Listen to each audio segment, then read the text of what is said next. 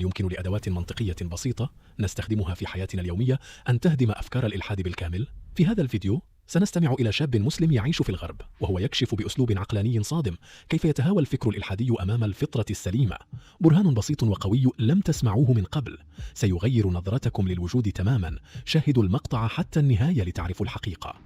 خالفت أقوال الشيوخ فأنتم. Atheism is a rapidly growing ideology, and according to statistics, that is not going to change anytime soon. You see, atheism in today's society, people view it as something that is closely associated with intellectualism, with enlightenment, with rationality, as breaking out of these chains of ancient barbaric slavery, ancient barbaric worldviews and ideologies that we no longer need, that we should leave in the past. These things are for uneducated people, for dumb people, for people that are not smart enough. But that could not be further from the truth. What I will present for you today is a simple yet powerful argument that if you understand it properly, you will never ever struggle again with the rationality of the existence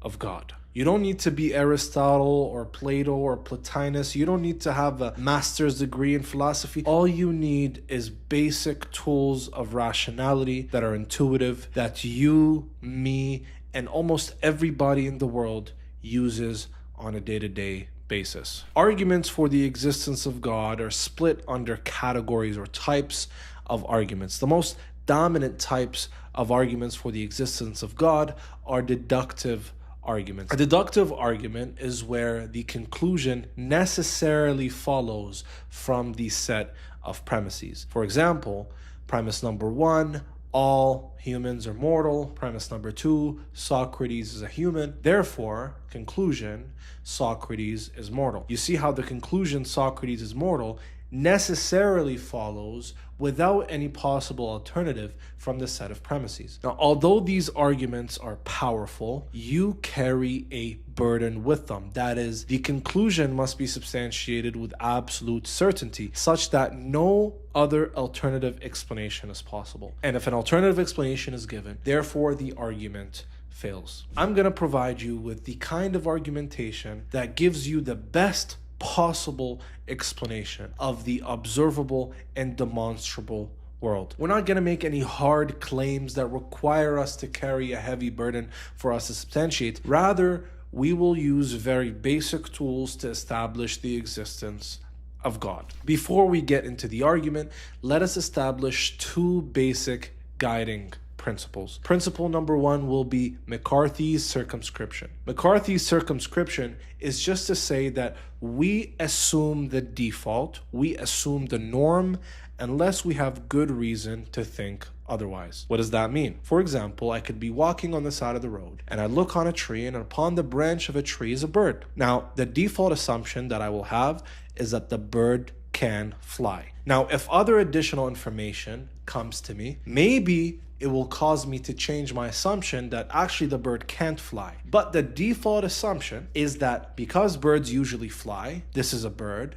therefore the bird can probably fly. I have no reason to doubt that it could fly. If I see somebody on the side of the road, I will assume this person can speak. I will assume this person is not mute. I will assume this person can see, can touch, can hear, can smell. Why? Because that is the default. That is the norm. Unless we have good reason to think otherwise. So maybe if we try to talk to this person, it will start signaling to us with hand gestures. That can cause us to now change our assumption to think maybe this person can't speak. But before that, the default assumption is that this person can speak, see, touch, hear, smell, all of the things that are usually true of a human person. You see, very simple, very intuitive. We know this, we utilize this, we rationalize with this on a day-to-day basis. No philosophical mumbo jumbo needed, no jumping through hoops, no, Philibro Discord talk, nothing like that. Very simple, very intuitive. Now, the second principle is very related to the first principle, and this is what I call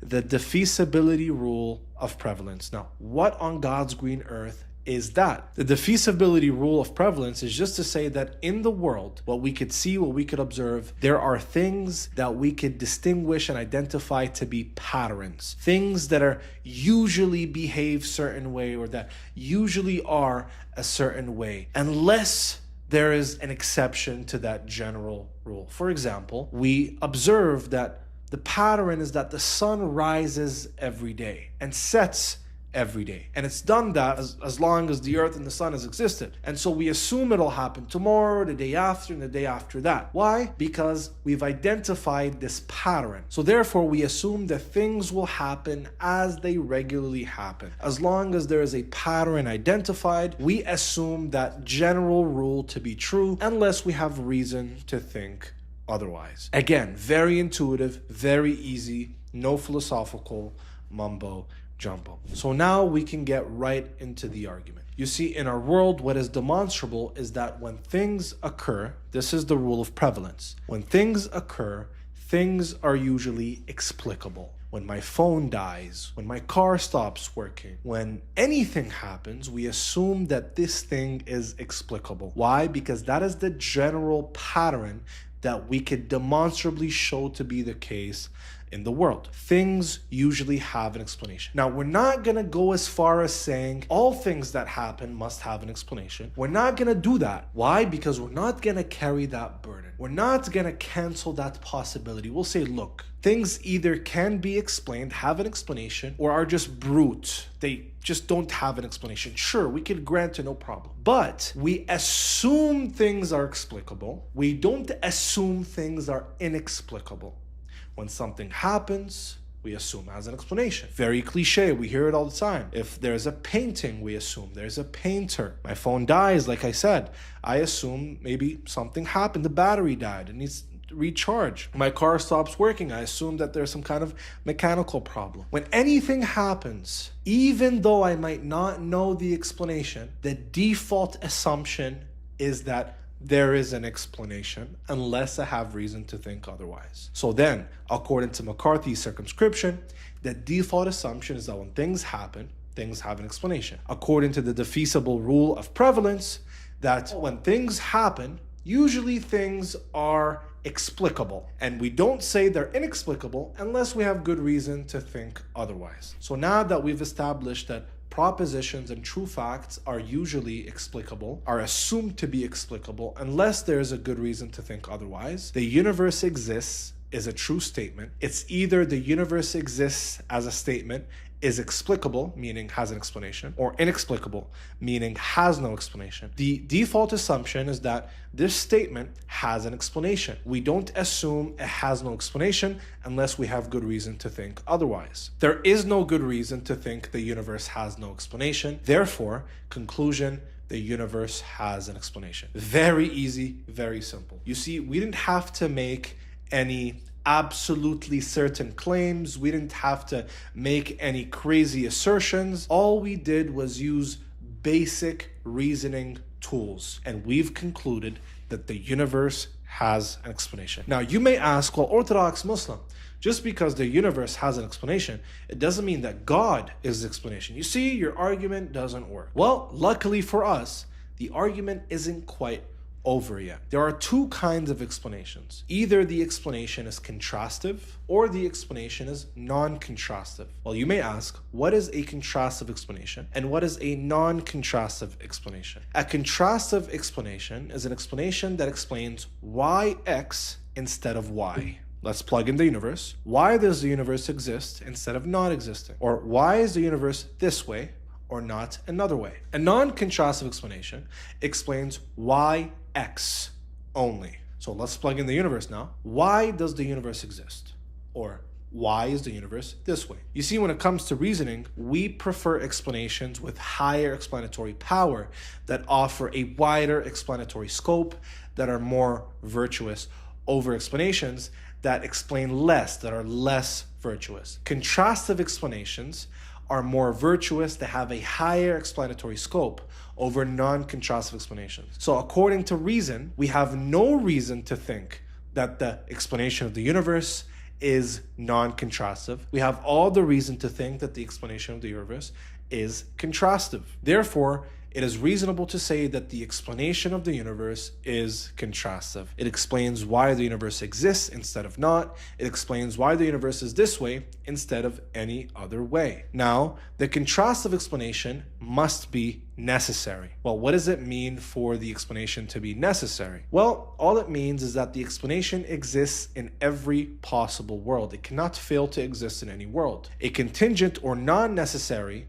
existence is an existence that can fail to exist in a possible world. Now you may ask, well, why does the explanation of the universe have to exist in every possible world? Well, the answer is very easy. If the explanation of the universe is contingent, it means that there's at least one world where the universe exists and the explanation does not. Now, if the explanation does not exist, then it cannot possibly explain the world. Therefore, the contrastive explanation must exist in every possible world in order to contrastively explain the universe. Therefore, there is a necessary explanans that explains the universe, and that is the bare core primitive notion of God. That is to say that the core primitive notion that is common between all theistic frameworks is that God is a necessary being, a being that exists in every possible world and that explains reality and the universe. Therefore, we have shown and demonstrated beyond any reasonable doubt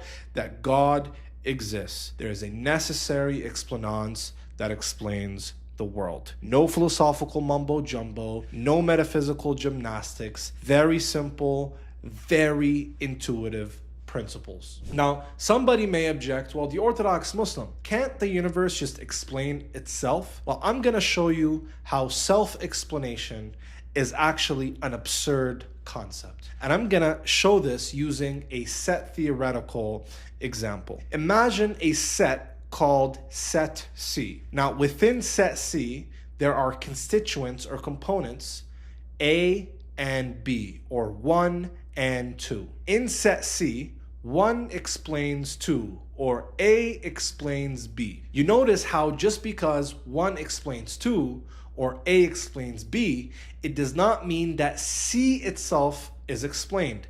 The whole set is yet to be explained. Therefore, just because a constituent or a component is explained, it doesn't mean that the set itself is explained. In other words, that which needs to be explained cannot itself explain. Why? Because it needs to be explained. Therefore, to say that which needs to be explained is the explanation doesn't actually mean anything. Therefore, again, we have demonstrated that God exists beyond any reasonable doubt. Thank you for watching. Wassalamu alaikum wa rahmatullahi wa barakatuh. لا تنسوا الإعجاب بالفيديو والاشتراك في قناة فيرا. نحن هنا لننقل لكم صوت الباحثين عن الحق من كل بقاع الأرض.